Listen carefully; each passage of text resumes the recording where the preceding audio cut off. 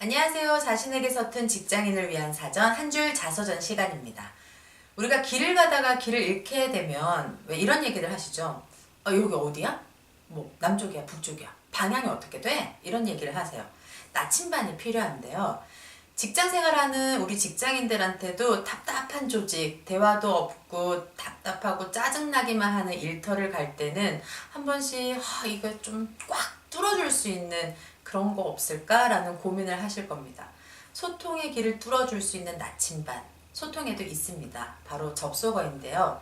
말을 이어가기 위해 다음에 나올 내용을 예측하게 도와주죠. 왜냐하면 하고 시작하면 이유가 나오겠군.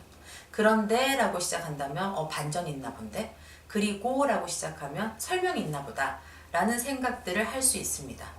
그래서 접속어의 효율적인 사용은 말을 윤택하게 할 수 있게 도와주고 또 생각을 충분히 풀어낼 수 있게 돕습니다.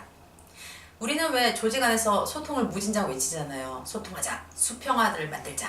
그래서 끝까지 들어주는 경청하세요. 누구라도 편하게 말할 수 있는 분위기를 만드세요. 이런 요구들을 끊임없이 하고 있는데 과연 접속어 사용은 어느 만큼 하고 계신가요? 우리가 입사할 때 왜 여러 가지 질문을 받잖아요.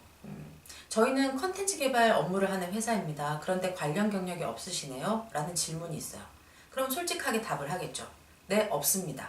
하지만 한 곳에서 꾸준히 아르바이트한 경험으로 근성만큼은 자신 있습니다.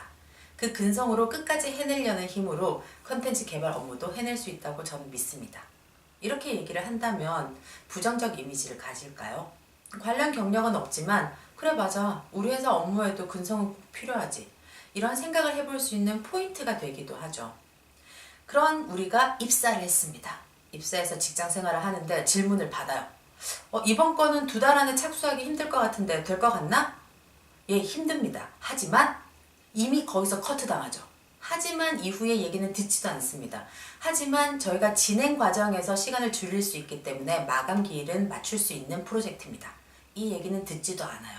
그리고 오히려 이런 얘기를 하시죠. 됐어. 안 되면 안 되는 거지. 무슨 핑계 대고 있니? 왜냐하면 하고 시작하면 변명하지 마.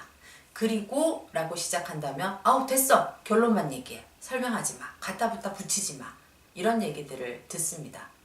그래서 뭔가 말을 하려고 하더라도 됐어 그만. 듣고 싶은 것만 전하고 듣고 싶은 것만 말하게 되죠. 사실 우리는 그동안 효율적인 접속어 사용 능력들이 충분히 있었어요. 하지만 점점점 퇴화되기 시작을 합니다. 그러다 시간이 지나면 누군가가 이런 얘기를 해요.